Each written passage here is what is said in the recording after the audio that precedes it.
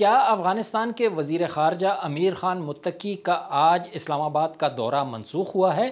یا سرے سے طے ہی نہیں تھا؟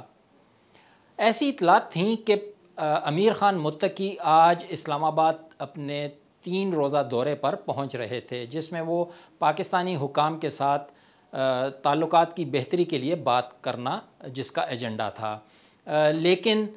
کچھ اطلاعات ایسی تھیں کہ شاید اقوام متحدہ کی طرف سے ان کو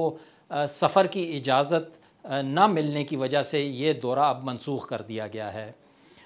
یاد رہے کہ جو طالبان قیادت ہے اس کو اگر افغانستان سے سفر کرنا ہے تو اس کے لیے انہیں اقوام متحدہ سے اب بھی اجازت لینی پڑتی ہے۔ تو یہاں ہماری پاکستانی حکام سے بات ہوئی، جنہوں نے کہا کہ ابھی یہ دورہ تو طے ہی نہیں ہوا اور حتمی تاریخوں پر ابھی مذاکرات اور بات چیت مشاورت جاری ہے۔ ان کا کہنا تھا کہ جب یہ دورہ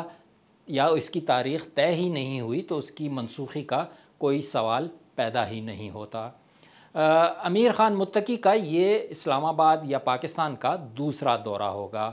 اس سے قبل وہ جب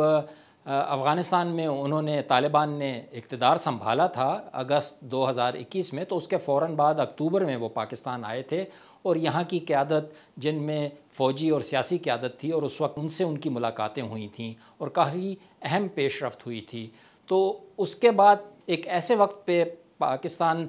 وہ آ رہے تھے جب دونوں ممالک کے درمیان